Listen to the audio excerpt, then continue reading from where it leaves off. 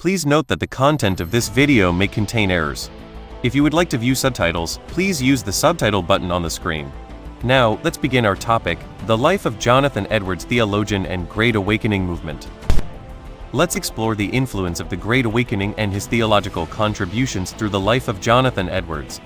Jonathan Edwards was born on October 5, 1703, in East Windsor, Connecticut. He grew up in a devout Puritan household, with his parents placing particular emphasis on education. His father, Timothy Edwards, was a minister himself, and while he had a strict faith, he was also an intellectual well-versed in classics such as Latin and Greek. His mother, Esther Stoddard, was also dedicated to education, and her father was the renowned minister, Solomon Stoddard. Growing up in such an environment, it's no wonder Edwards developed a strong interest in theology and philosophy. The precocious Edwards enrolled at Yale University at the young age of 13.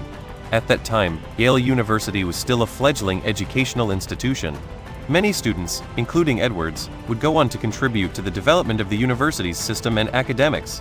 He used his knowledge of Latin, Greek, and theology he had acquired at university to deepen his own understanding of his faith. His sharp and logical thinking made him well known among his professors even while he was still a student. Edwards later graduated from Yale University with honors, but his university life was not limited to mere academic pursuits. He was particularly influenced by the wave of enlightenment ideas that was taking place in England. At Yale, new ideas about God and faith were beginning to be adopted. Edwards was at the center of this movement.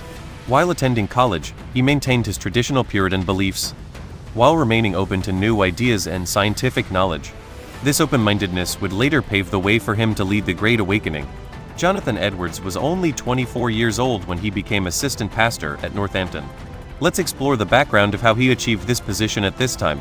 Edwards' grandfather, Solomon Stoddard, was a prominent pastor in Northampton. Stoddard was a powerful influence in the church, continuing to shape its direction even after his death. Edwards was selected as his successor due to his family's influence and his own passion for theology. Edwards' role was not simply to follow in his grandfather's footsteps. He worked to revise the halfway convenant system established during Stoddard's time. This system allows baptized children to participate in the Eucharist without making a profession of faith upon reaching adulthood. Edwards sought to revise it, hoping to restore purity to the faith. This move created tension within the church, but his consistency and zeal in his faith were key factors in gaining the trust of those around him. Edwards' promotion to the official pastorate at Northampton Church demonstrated his stubbornness. Above all, he attracted many followers with the persuasive power of his sermons and the strength of his faith. In this day and age, when concerns are growing about declining numbers of followers and a growing lack of faith, his message resonated deeply with many. In this day and age, when there are concerns about declining numbers of believers and a growing lack of faith, his message resonates deeply. In particular, his sermon, Angry God in the Hands of Sinners, was central to his philosophy. His promotion to full pastorate was also influenced by political movements within the community.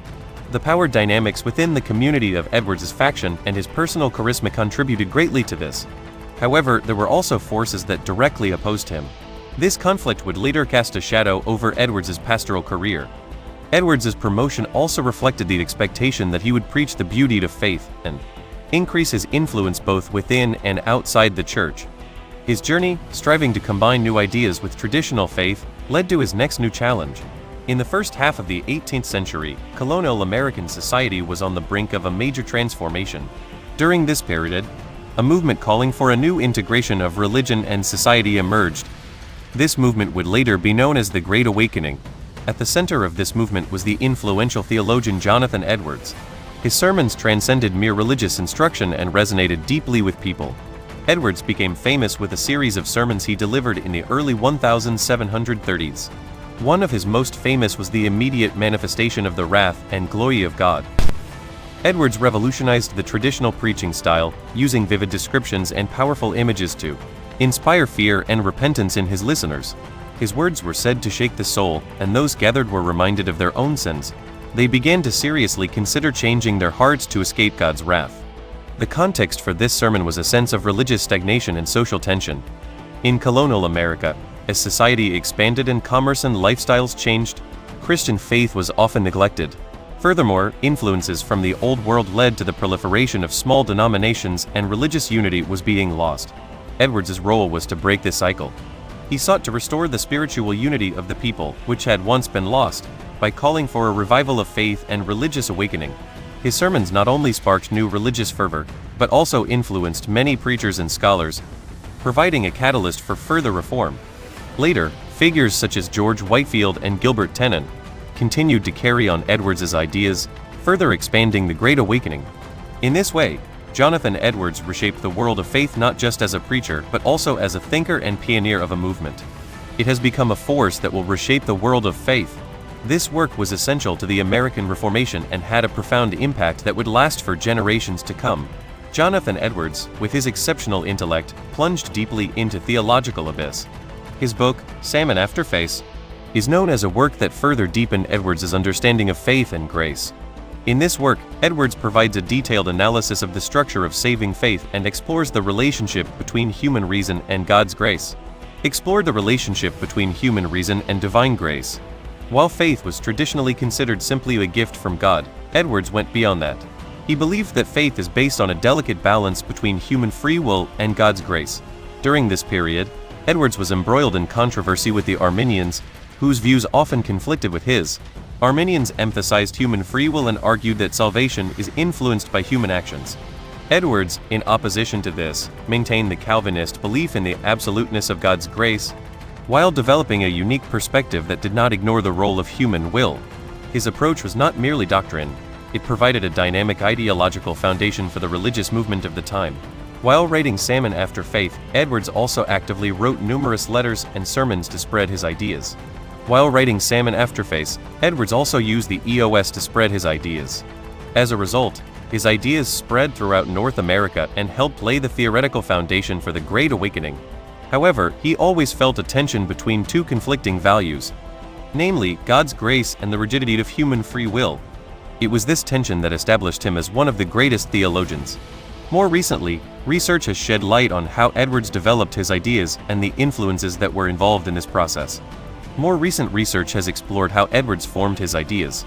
He was surrounded by many friends who were knowledgeable in philosophy and science, and he himself was influenced by them.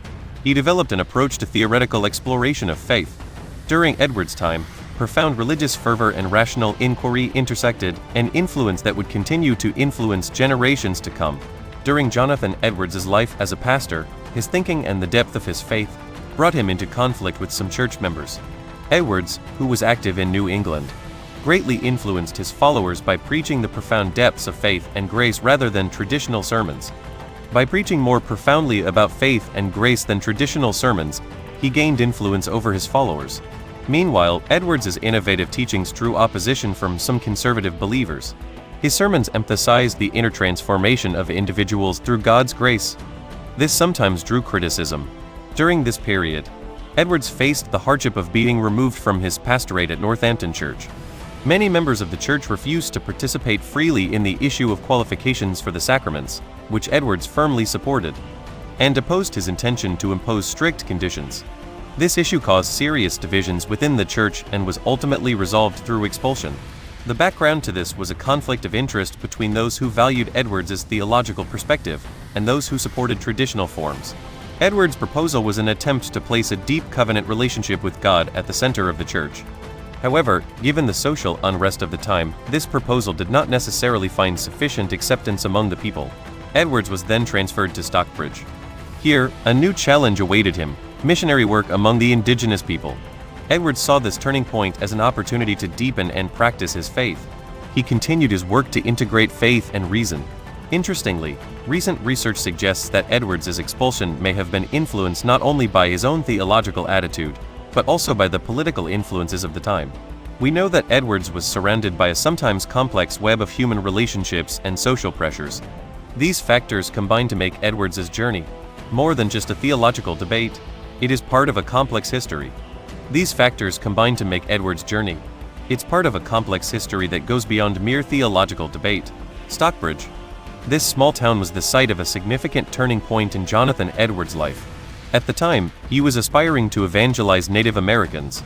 Let's take a look at the background to how this endeavor began. Edwards was forced to resign from his teaching position at Princeton due to a series of controversies. He was looking for a new place to work. He turned his attention to Stockbridge, Massachusetts. A new challenge awaited him, interacting with Native Americans. At the time, Stockbridge was home to indigenous tribes such as the Mohawk and Nasi. They lived in a complex relationship with European settlers. Edwards believed that through his missionary work in the region, them could find peace and salvation in faith. However, Edwards's goal was not simply to evangelize. He also sought to deepen his own theological pursuits with new perspectives. He felt the need for a different approach to pastoral ministry here. He devised an educational program that was advanced for its time, teaching Native American children to read and write. This education also served as a means for them to interact on an equal footing with colonial society. Edwards' daughters and sons also became involved in educational activities, and the whole family became integrated into the community. But this period in Edwards' life was not limited to missionary work. Here he began writing a number of works outlining his theological views. Eos, especially famous is on free will, a work that delves deeply into his theological thought. During this period, Edwards began to ponder the relationship between God's grace and human free will. The resulting writings were highly influential. Edwards' years at Stockbridge further solidified his position as a theologian, and would have a profound influence on subsequent scholars. His interactions with Native Americans and the theological writings that resulted from them further deepened his own faith. It was a remarkable chapter in his life. When Edwards left Western Massachusetts, he was likely filled with mixed emotions.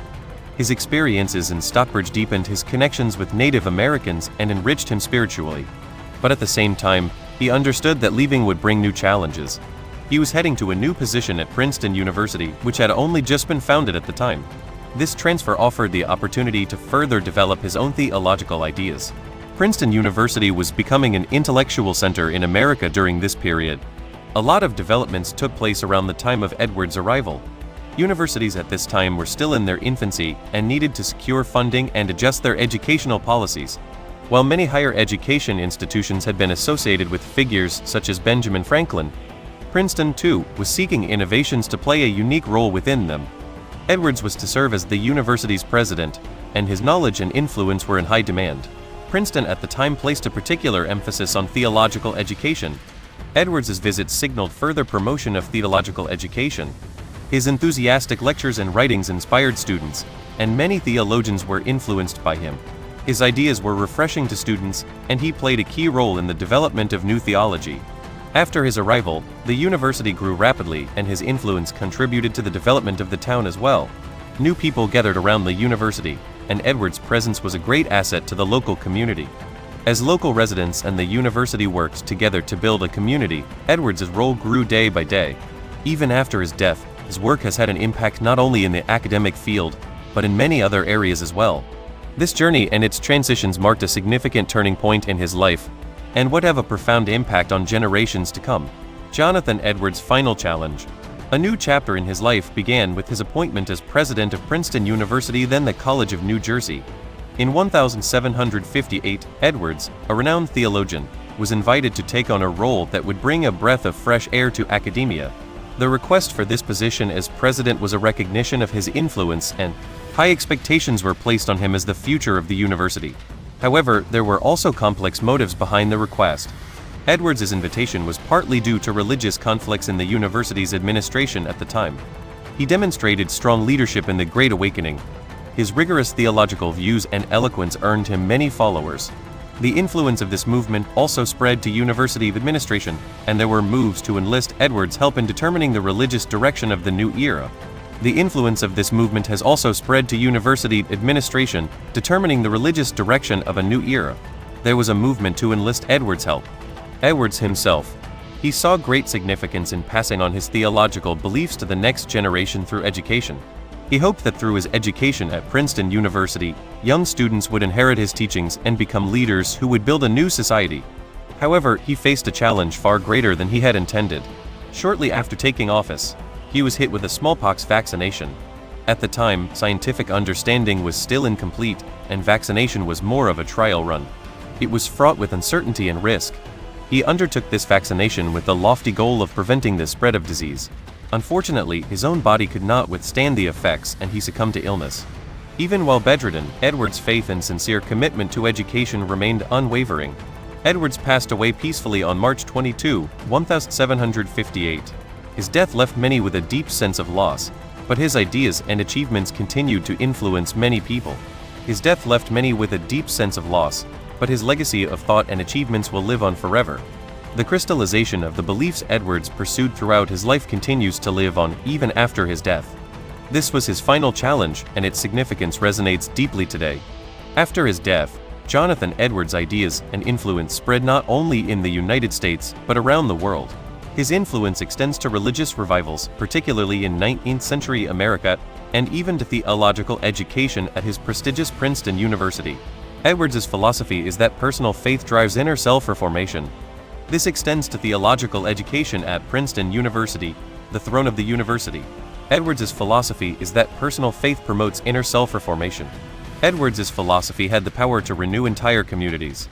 This philosophy had a strong influence on later social movements and reforms. Edwards' influence can be seen in the abolitionist and prohibition movements. Meanwhile, Edwards' ideas have also sparked much debate. In particular, his strict theological view based on predestination has frequently been the subject of controversy. Predestination is the idea that God's providence determines who will be saved.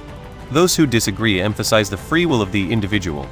This conflict spilled over into the larger debate between free will and determinism in philosophy and ethics, a topic that continues to this day. Furthermore, Edwards' influence is reflected in American political thought. In response to questions about what ethical and religious values should be adopted in forming a new nation, his works and ideas provided guidance to many of the nation's founders. The influence of Edwards' thought on many founding fathers, including John Adams and Thomas Jefferson, is important for understanding the role of religion in American culture and politics today. It is also important for understanding the role of religion in American culture and politics today. In recent years, Edwards' thought has transcended mere religious contexts to offer new perspectives in philosophy, literature, and even science. His ideas on natural philosophy and human understanding have been re-evaluated by modern scholars. Edwards is once again in the spotlight as a visionary thinker. Edwards' lifelong pursuit of truth and grace continues to fascinate people even after his death. Edwards' lifelong pursuit of truth and grace continues to fascinate people even after his death. It continues to live on as a question for future generations. Jonathan Edwards' life continues to convey profound theology and influence to us. Thank you for watching. If you enjoyed this video, please subscribe and like it.